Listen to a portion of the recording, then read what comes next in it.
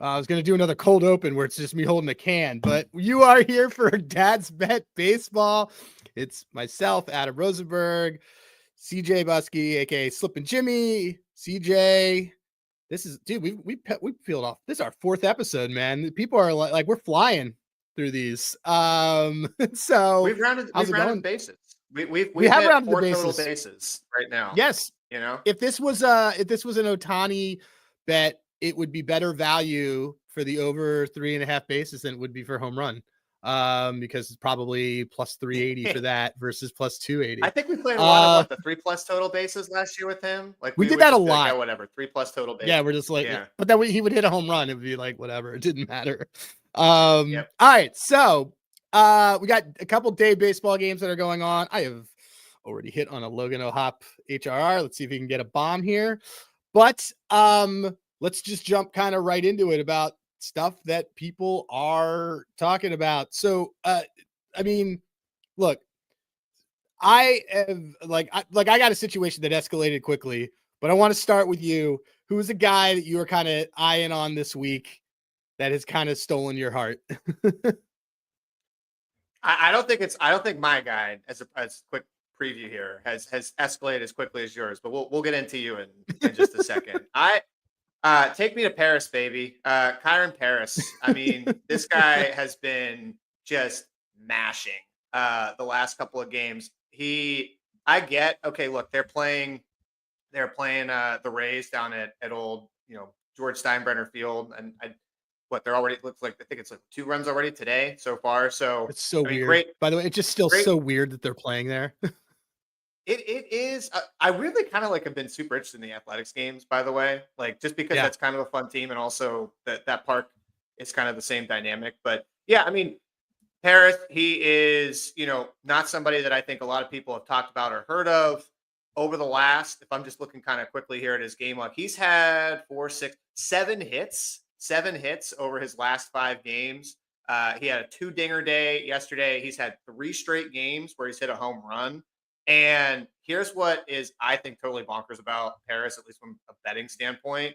His total bases as of yesterday, again, so he had 4 straight games, 3 or 4 games where he was very well over that total base count. You get him for over 1.5 total bases yesterday for plus 250. Today, are you serious? You can get him for over a base for minus 113. What's he batting? Wait, where's he batting? Is he batting 6th? What's he batting 7th? He's been batting 7th. Still, as a road team, going to do that? That's crazy. I don't know what his lineup is. I can check here today in terms of where he is, but he has been just totally. He's still 7th today too. Yeah, so I just think he's. I don't know how much longer this is going to last, but the dude is obviously just crushing the ball. Angels seem to be hitting well as a team in general, and if you're going to get plus 250 for 1.5 total bases with him, I'm signing up for that. So that's crazy. That's somebody that I've been kind of obsessed with the last couple of games. Has he been getting, and he's getting 5 at bats a game? Like, he's not getting lifted. He's not platoon dependent. I haven't followed him as closely. Yeah. That's so awesome. It doesn't look like he's been getting lifted. So, like I said, I think this is like a short-term thing. I'm not necessarily saying that I think, Kyron Paris is going to be the next Ketel Marte, but I will say, you look at his Baseball Savant page, it's a lot of red for 2025. I mean, he's 100th percentile right now for batting run value. So small sample size, but I'm in, man. Is he the stop the count play of the day? Is he just give him the MVP now, or is this a Rhys Hoskins-esque August? Porter knows about this, but the Rhys Hoskins-esque, what was that? 2015 when he came up in August and he hit 17 home runs in August, and and then basically his walk rate went down the rest of his career. So Dom Brown. Yeah, I mean, talk to me. I mean, I know who you want to bring up here, and I'm a little more skeptical, I think, of your guy than you might be of mine. But I know you've been eyeing up Mr. Meyer over there on the Fins. Yeah, look, I had a situation that escalated very quickly yesterday with Max Meyer. I was a Max Meyer hater last year. I came into this season telling you I was going to be a Max Meyer hater, but I am all in on the Max Meyer Express down in Miami. Look, he no hit the Mets into the 7th inning yesterday, which is again not saying much because we're in week 3. This is not the Mets that we're going to see once the season gets rolling. He did really well against that Braves team a week ago, which again, not the same Braves team, but for me, like to spoil it for everybody, I bet him for Cy Young 100-1. Also full transparency, it was a free bet that I put on it, but I still think that there was value. There's lots of times that a losing team has a Cy Young winner. Robbie Ray, Sandy, all these guys can be named. These are over the last couple of years. To me, this is a guy who is, if he doesn't have the K numbers right now, but he was a top 3 pick in 2020. So it wasn't as if he was drafted to do just like nothing. He was drafted to be a stud. And if this is the real him, then man, I'm all in on this guy. So let's go. I mean, the big thing I've noticed with him from a day-to-day betting end, his outs is still priced too low because he's been 15.5 every start, and he's crushed over that. And it's really clear that they're pushing him to do that. And he's been wildly efficient in every single every start. Like he's only at 40 pitches by the 5th inning. Like he's been doing really well. He's been painting and he's been doing it well. So I am all in on Max Meyer. I think Max Meyer is the new Sandy Alcantara in Florida. Is he the new Mad Max of the NL East? Oh, I like that. Yeah, he's the new Mad. We'll call Mad Max. Fan. Hopefully, he becomes friend of the show, Max Meyer. That's my good call back. Good call there. I mean, not to just throw a little bit of water on you, but I will say, Mets as a team. I texted you this. They were 83 WRC plus coming into, I believe, the game before they scored like 9 runs. And then now they're back down to 83 because obviously they had a horrible game yesterday. So Mets team not really hitting. Atlanta not really hitting. I'm not faulting Max Meyer, our hopefully future friend of the show. We're hoping that this is. We're hoping he hears this and he becomes a friend. A blossoming friendship here. But yeah, I'm still kind of like wait and see mode with him. But I mean, 100-1. I mean, it's a fun dart. It's a fun dart to kind of be able to throw there. I mean, and I think it makes me think a little bit more about the NL Cy Young market in general, because I think you tell me what you think here, but I think this market actually might be like there's an opening. Like I don't think Skeens has been made. Like again, I still think Paul Skeens is awesome. If you ask me, if you put a gun to my head, what do you think is the most likely, or who do you think the most likely to win the award? I'm still going to tell you Paul Skeens, but I do think there's been a little bit of a chink in the Paul Skeens armor. I'm actually a little bit like I'm not necessarily sure on the inning workload for him as well. Yeah. He seems a little disgruntled with the team. He called out the team just last week after their series in Tampa. There's a guy that I have been kind of eyeing, and I know this is going to warm your heart as a Phillies guy, but can we talk about Jesus Luzardo at 45-1 for NL Cy Young? Am I crazy to like want to buy into the 50K per 9 that I've seen through the first 2 starts? I love that 50K per 9 is going to be one of the best show bits ever. Along with, if you are in our Discord, Bryce Terang home runs is fast becoming a bit because everyone knows that it bothers me. I love it. They played. There was another someone else who played it again today for another home. Yeah, run. I know. Like, he's and someone put it for 2. Yeah, it's just it's hilarious. Look, so the thing with to the Skeens point, I think it's wild, and you as someone with ties to this, that Pittsburgh area, it is wild to me that now the Pirates are handling his inning workload with kid glove.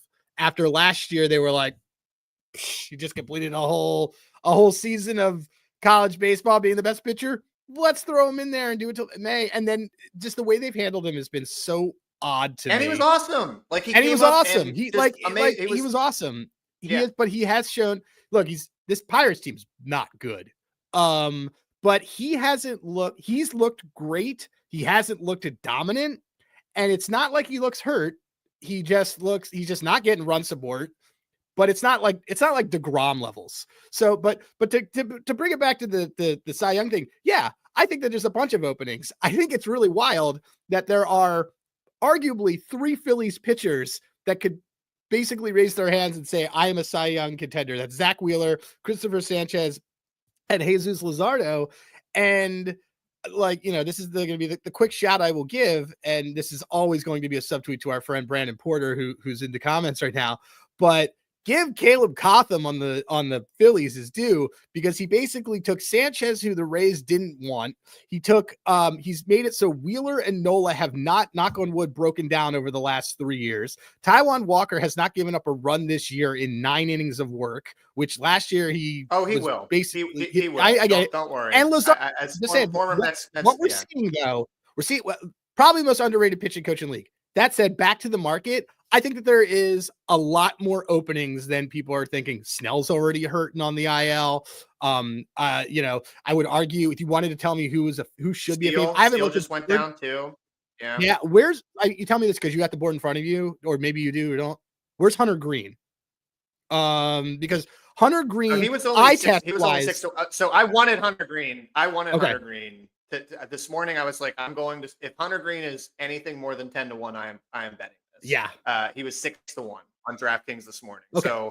So he's the new I'll Wheeler. double check that right now, but yeah, he's definitely I'm just pulling this up again real quick, but I've got him. Yeah, he's still 6-1 on DraftKings. So I'm not taking him at that price, but I do think he's the legit ace. So give me a little bit more on Luzardo, and then we can kind of look at some of we'll look at some of the stuff for this weekend. So folks just joining us, we're Dad's Bet Baseball. And if you came here for Nick Shlain, he's coming in a few minutes. We're going to talk some Detroit Tigers with him and how we're going to bet this team. But CJ, give me a little more give me your Luzardo pitch. Why is Luzardo the Cy Young right now, besides obviously the eye-popping Ks? Yeah, number one, he strikes out a shit ton of batters. But that's all. The argument, the case rests. Case also, closed. I did take note that he looked awesome against a Dodgers lineup that does not strike out. That I know it's early. I know it's only one start. That was significant to me somewhat, because I was kind of fading some of the Luzardo hype heading into that matchup. But if you go look at his Baseball Savant page, Luzardo has been a guy that has been pretty good at inducing good whiff rates for most of his career. Last year was absolute bottom of the Luzardo stock, or the dip that you could basically buy. He just wasn't the same guy last year. He wasn't healthy for a lot of that year. He only started 12 games. Had a ERA that was at 5 here. But then if you look at pretty much any of his others, right, exactly. He wasn't a healthy pitcher. He was on a bad team. And you look at some of the previous years, he's always had pretty good off-speed stuff. When he's been healthy, he's had very good fastball, 4-seamers that he can be able to throw, and good run value there. And then you go back and you look at some of the changes that he might have made coming into this season. His breaking run value is 3rd percentile right now on across the entire league. So I think it's one of those things for me with Luzardo where I don't think it's necessarily a flash in the pan, or this is just a very small sample size. 50K per 9, all right, maybe that's going to come down to 20K per 9 by the next 2 or 3 starts. But I do think that and again, let's be cautious too, right? Because we had Suarez last year came out super hot out of the gate, but I just never thought that was he had the same kind of chase stuff that Luzardo has, or has the potential to throw. So, but my biggest question, or my biggest fear with making that bet is we love Christopher Sanchez. He's again, future, hopefully friend of the show. He's in the descriptor of this podcast. He literally is. Yeah. He's going to cannibalize. Are they going to cannibalize each other? Because Sanchez is also 30-1 to win Cy right now. If you've got 3 pitchers that are pitching all at a very, very high level on the same team, one of them is not winning Cy. It's unless they've kind of totally separated themselves from the others. the last one I'll make on this, and we'll move to the next section, is that the three of them, the case for the three of them is going to be this. Wheeler it's the bridesmaids argument. He's always been the bridesmaid, never the bride. Sanchez, it's going to be that how dominant he is with an unorthodox way of doing things. He's not a K pitcher. He has the best off-speed stuff in baseball. He's able to overpower batters because he uses pitch mix better than I would argue anybody else in the league. And then Luzardo is going to have the vanity metrics that we're talking about. Like Luzardo will have the 15-6 with 210 Ks type of thing. And that's going to be the resume. Like Luzardo's a good bet to me because of those vanity metrics. We have our Sanchez bet, and that's fine. But if it becomes, I think it ends up really coming down to, if things go the way that they do, Luzardo and Wheeler's going to get those. You've always had that. We always wanted to give it to you, dying to give it to you. Dude, one of your teammates has 240 Ks. So that's how I would look at that. Yeah. I think the last thing I'll just say real quick on this. Yeah. I think out of all three of them, and what you're kind of saying here, what I'm interpreting is like, I think Luzardo has the most margin for error.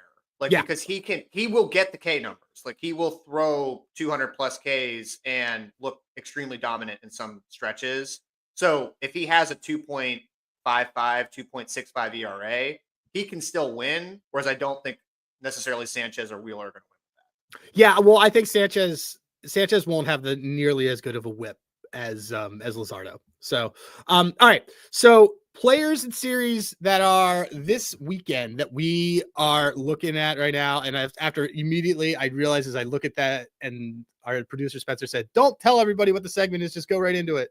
So sorry, long day, didn't get prep. CJ, what are you kind of eyeing this weekend? And you have like a betting angle that you're kind of working towards on one of it, on one. Well, here's a good seg for you, Adam, in terms of people or teams that don't necessarily look prepped or have not been having good days. Would be the Baltimore Orioles. So we both, again, for the Orioles fans out there, like, congrats on having, some obviously very key pieces in Gunnar and Westberg. Like, I'm not saying your team necessarily sucks. I do think they kind of suck right now. Their pitching, if you kind of go and look at who are they going to be throwing, they're throwing Sagano, they're throwing Morton on Sunday. They have Eflin, who just had a lat strain. That's bad. Yeah, that's bad. That is not good. He is going to be gone for a while. They're still waiting on Grayson. I believe he just threw a bullpen session, but he's still a bit away. I guess like what Kyle Bradish is nowhere to be found, obviously, and they're going to be leaning on maybe Kyle Gibson for some help. So I think this team kind of stinks right now. And if you go and look also too at like how they're hitting, it's not like they're hitting great either. Only a 105 WRC plus so far on the season. So if you're hoping that they're just going to mash their way out of this, I got news for you. Like, their lineup has been kind of like fine. It's just been a little bit above average. And they're playing a Toronto team that, look, Toronto, that was a nice bounce back series for them against Boston. They're coming home this weekend. They've got their top line starters with Gaz, with Francis, with Bassett that are going to be, going on the mound for them. You can get this right now for plus 130 for Toronto to win the series against Baltimore.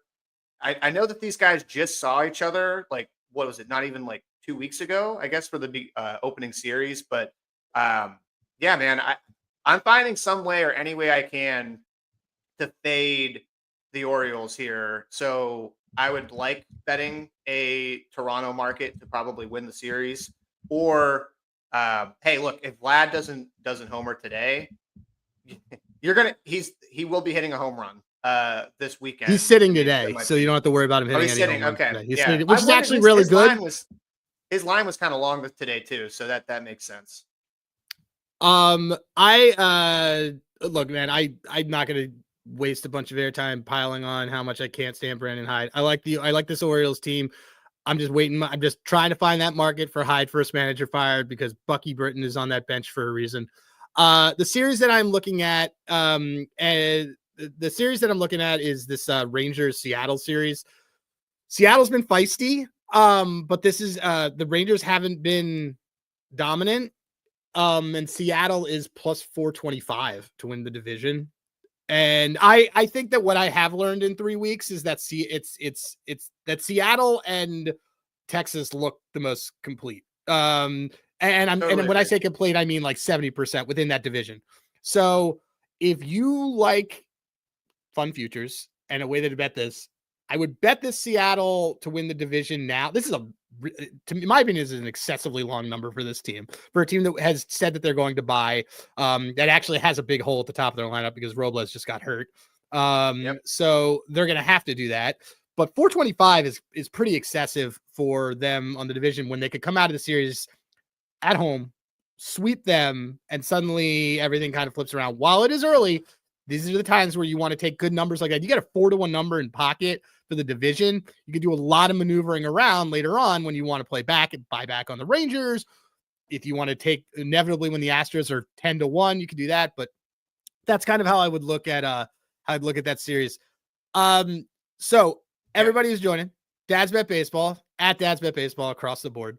We're gonna bring in our guests now, and we're bringing in Nick. You can bring him in. It's fine. He did a little sneak peek there, but bringing in Nick Shlain from Roto World. Nick and I are Twitter friends. This is actually the first time that we've connected in video, so you guys are watching our first date. But Nick is the dad. He qualifies for everything here. He's one of my favorite people, and he convinced me to make a pretty big Riley Green bet. Nick, thanks for coming, man. How you doing? Yeah, I'm doing great. How are you guys? We're good. We're good. How's our producer Spencer is he's in Kalamazoo. So we're like overrun with like Michigan related people here. Nice. Oh, that's great. I'm over in South Lyon now. No, we can just have a. I'm gonna be in Detroit. Nick is on one show. Nick is on one show, and Nick, your mic already sounds better than mine, and I'm for it. So congrats on that. Producer Spencer in our side chat has said mitten dominance. So look, kicking it, we'll kick this off. So Nick, okay, as both a Tigers fan and someone who's knowledgeable about baseball, what's the best way to be betting this team on a week-to-week, game-to-game? What and why is it Zach McKenzie singles? But if it isn't, tell us how you are approaching. Tell us how you're approaching betting your own team, or if there is like a market that they are in that no one's kind of noticed because maybe they're just not watching it every day. What are you seeing? It depends like on the matchups. Like I think maybe, like with Casey Mize, I think he's like one of their better pitchers now, and that's not been his reputation the first few years in the league. So maybe getting some like first 5 inning stuff on him, like the days that he's pitching. On Sunday, like Jackson Jobe, I think Jackson Jobe is like the other way. Like I think he's pretty overrated. Like people know he's a top prospect. They like think highly of him, but I think that's more of like a future thing. Like he struggled in AAA last year. Like he's not striking guys out. Like he just faced Seattle and the White Sox. Like I don't think he covered his K prop in either of those games. No. They lost the first 5 innings. He did not. I had the under on that, Nick. So yeah, he didn't look good in the first inning, and he didn't look good in first innings on either of them. So yeah. Oh, he gave up the no-run first inning against the White Sox. That was for sure. Yeah, and so I think he's like a guy to fade at least early. I think by the end of the year, like I was looking at the like just DraftKings and FanDuel and stuff. And like the Tigers they're not like minus money to win the division, but they are like pretty good favorites to win the division over like the Royals and they have better odds than the Royals and the Indians the Guardians to win the American League, win the World Series, stuff like that. So, they've been pretty injured to start the season. Gleyber Torres, Vierling, Parker Meadows. It looks like they're going to get Torres back maybe tomorrow. Vierling is only a week or 2, 3 weeks away. He'll be playing by the end of the month. Meadows is the tough one. Meadows is the one where there's not a lot of info going around. It's a nerve issue. They're not saying, oh yeah, he's for sure going to be back June 1st or something. Like he's he could miss the entire first half. He could miss more than that. So like, I definitely think that's the spot. Like he like really tied the whole team together. Just like you put this pitching staff with, not a great lineup, but you give them a Gold Glove, like best defensive center fielder in the league. That was a recipe for winning. I mean, you've seen already the last 2 series, they went 5-1. Really, I mean, they've been playing great since they played the Dodgers tough. It's just they're not as good as the Dodgers, especially with all their injuries. So they got swept. But since that, I mean, they've been playing really well. I think Torkelson is like, oh, go ahead. I'm so glad you mentioned Torkelson because that's where I was going. Because I wanted to ask you about him because I'm looking and I was making fun of Adam placing a Cy Young bid on Max Meyer, and here I am trying to look for a market for Spencer Torkelson MVP, and he is not listed right now, which is probably good for my bank account. But I do think that one, I really just want to ask you, like, what are your thoughts on Torkelson? Like, do you think he's actually figured some things out? And does it look like he's going to now earn a permanent start over there at first base? And then the other thing I wanted to kind of just quickly pick your brain at is Kerry Carpenter is 100-1 for AL MVP. Am I nuts for thinking like spending a little bit, like maybe sprinkle some pizza money on that? Like, what have you been seeing from him as well? Yeah, I mean, it's just tough with Carpenter because, like, even yesterday, like they faced Max Fried and they took him out of the lineup. That's what I always worry about with that guy is this, like, he gets 2 home runs and then he's on the bench. Yeah, it's crazy. I mean, he has 4 home runs so far this year. 2 of them are against lefties. I know. So, but I just think ultimately, like, AJ Hinch, like, he wants to, like, I was making jokes on Twitter, like, he'd rather be like manager of the year, like considered like a genius and have like a little bit of like a worse team than like have like a better team and actually like win the World Series. Like, I think he just wants people to like be, have this aura about, like, I think he's probably favored for manager of the year. Like I'd imagine. Yeah. Like I think he enjoys like having this like mid team, and people are always like, oh, but they have the best manager, so he's a puppet master or whatever. It's just like, I wish they would have just sign better players and just have a better team. But I think he enjoys the whole pitching chaos. They don't have a closer, so it's like, oh, they give him credit for that. They give him credit for that and cheating. He enjoys cheating too. Yeah, that right. That with AJ, but New York area fans, it's saying that's too. I mean, yeah, like it just Detroit still feels like a team that even though they're minus money in the division, they're just still like they're under the radar because it's that central, and just everyone's just like, oh, it's a glob of teams. Like, does Cleveland still have a team? They do. They're playing an ignorable series against the White Sox in April. But yeah, I think to your points, those are the things that we've noticed. I'm still pushing I wish that Spencer Torkelson could tank his value a little bit so he could get traded for Alec Boehm.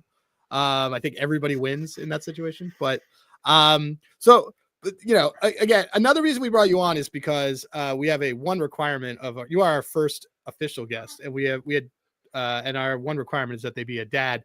So I'm going to ask you, is there a dad move that you have pulled that is related to betting, or have you blamed anything yet on your son? Is he a mush? I mean, I know Nora, like my daughter, she mimics all of my actions during football games. Like if I go, she goes, and but she is good luck. Jake, bad luck. I don't like him in the room when I have a home run bet at play. So I don't know. Have you pulled off a pretty good dad combined with betting move, as a relatively new pops? Yeah, I don't think I have a move. I was thinking about this because I remember before I had a kid, one of my friends who's a dad, he was telling me, he's like, if you want to get out of the house, just throw away all the diapers. Then you have to go to Target, you have to get diapers, and then you can just walk around Target and just chill for a little bit. And he's like, if you need even more time, just say say you're going to go pick up some carry out and don't order until you get to the restaurant. That buys you another 20 minutes. Oh, And if they have a bar, brilliant. That's a great good move. That is a pro move. I'm that's noting a pro move. Don't order till you get there. Oh man. Yeah, I goes, definitely have done the picking up. I for sure have done the DoorDash. I'm going to go pick up, and then I'm going to take the scenic route to go to the pizza shop or whatever. But waiting until you get there to order, oh, that's beautiful. You just say to the wife, hey, it took a little bit longer. Yeah, no, that's good. And if they have like a bar, then you can just go get a beer in the 20 minutes. You're waiting for the food, but you can just go get a beer. So that I haven't really done that, but I think that's a good one. I don't know. My son was going crazy the other day. I was taking care of him, and I was trying to fill out my DFS lineup. I can't blame it on him. But yeah, unless it does really well, you can give him credit. Well, that was the thing is during football season, he would take naps in the morning, and it was like Sunday morning, and I'm just like, he's like sleeping on me, but I'm just like doing my DFS lineup, and I actually did win a few tournaments that day. So I think he's good luck overall. All right, there you go. Good deal. The official word on it. Nick, tell everybody who is listening to this on all of our dads and parents who are listening to this because they don't know YouTube. Tell them how. First of all, thank you for coming and being our inaugural dad guests on this. Really looking forward to sweating this Riley Green bet with you the rest of the year. You will definitely be welcome back. But tell everybody where they can find you. Yeah, you can find me on Twitter at Electric Snuff. You can read, Roto World, the player news updates. Maybe there's like a 15% chance I wrote the blurb that you're reading. If you're checking any of your fantasy teams on Yahoo, I know they have our player news blurbs on there, so you can check me out all over. Nice. Well, thanks for coming by, dude. All right, thanks for having me. Yeah. Dude, that's a great move because like I definitely do that. I definitely with my wife will send me out for wine and I'll like wait 20 minutes and usually text you and talk about like some of the players from the day and do whatever. Or she'll do it like right when NBA lineups come out. But that's a great move for the food. Because I used to just call it on my way over there. Don't do that. Just do it when you get there. You buy yourself another 15 minutes. That's really good. I mean, the only thing I'll say is like my wife, I think after I pulled that a few times, she would definitely like start to figure out what's happening. So that's one. I also would say like just like maybe don't bet Kyron Paris over total bases 5 straight days. Like use that one. Don't use that one every single time you're ordering pickup. Like deploy it and then maybe wait 1 or 2 and then you can use it again. All right.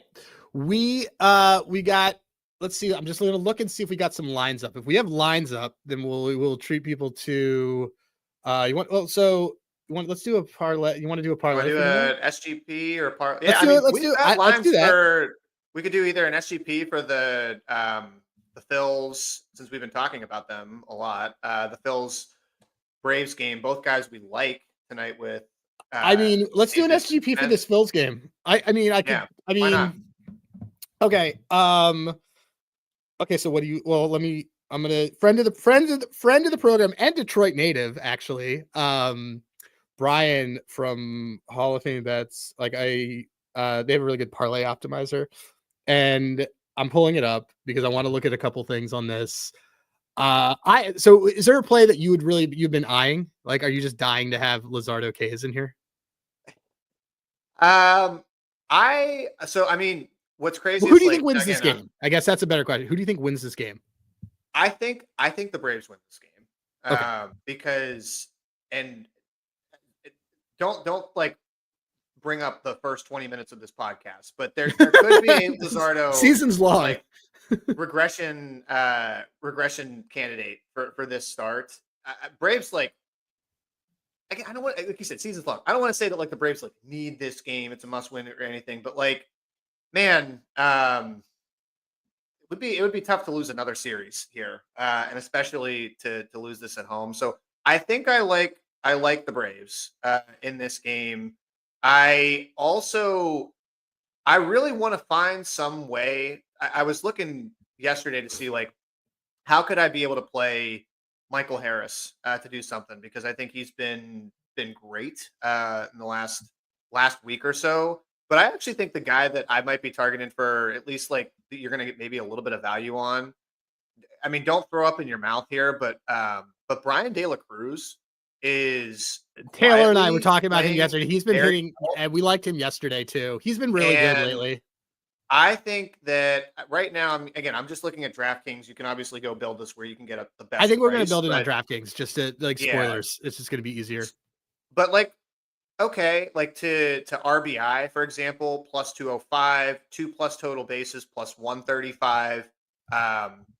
Even just to record a hit, minus 205. Like, I think probably what I would like with him, if we're just doing this for an SGP standpoint, we want to make this a little fun. I'd probably say like 2+ total bases is something I think would be a nice leg to add there. No, I like that.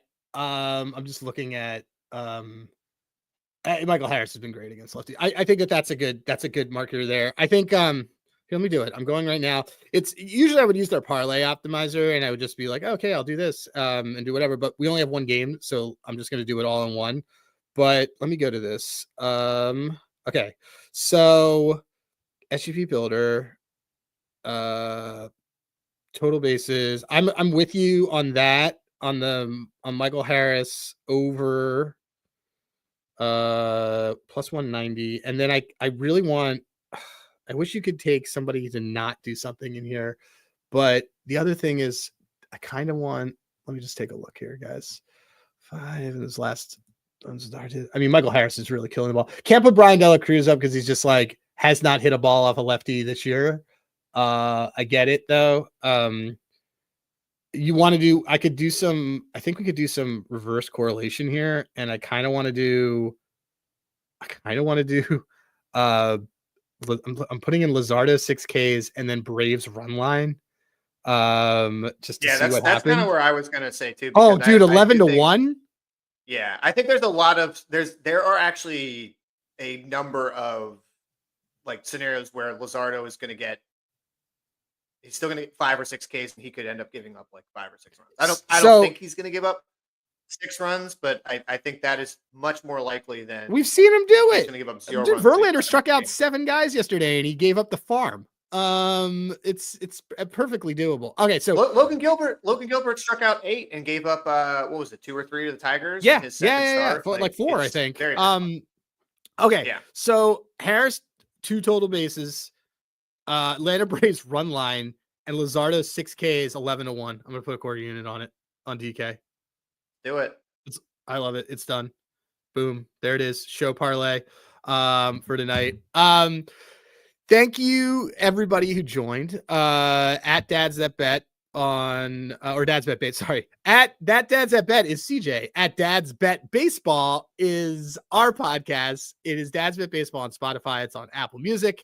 You can like it and subscribe to it, and you can give it 5 stars just like you would an Uber or your DoorDash that you were very impressed with. We will be back here on Sunday. CJ, wait, are you here Sunday? When do you leave? When are you going away?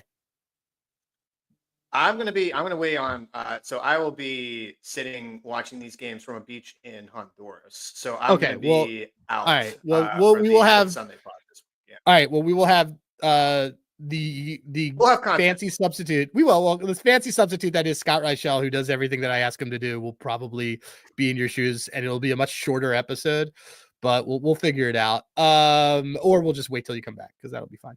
We like doing that too. So yeah. So like, subscribe. Tell everybody, hey, I listened to this podcast that had a couple dads talking about baseball. And good luck, everybody, with your bets. Good luck with your week. Have a good weekend. Thanks for joining. I'm Adam Rosenberg, CJ Buskey, and we are Dads Bet Baseball. Thanks. Wait till you get to the restaurant to order.